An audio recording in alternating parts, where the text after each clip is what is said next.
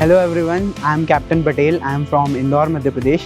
I am currently pursuing BCA from CGC Landran, and I recently got placed in Accenture, and I am really excited to share this journey as I join it.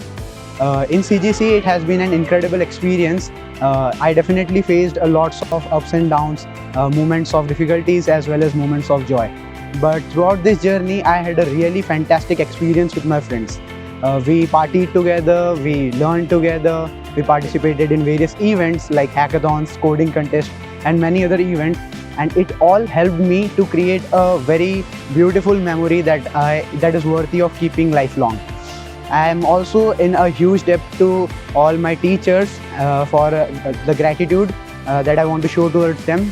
And I am really thankful to the CRC as well as the TPP department, as they pushed me to learn, grow, and most importantly to believe in myself. And at last, to all my juniors, I would say that you should believe in yourself, and do not let anyone tell you what you can achieve or cannot, because you know yourself better than anyone.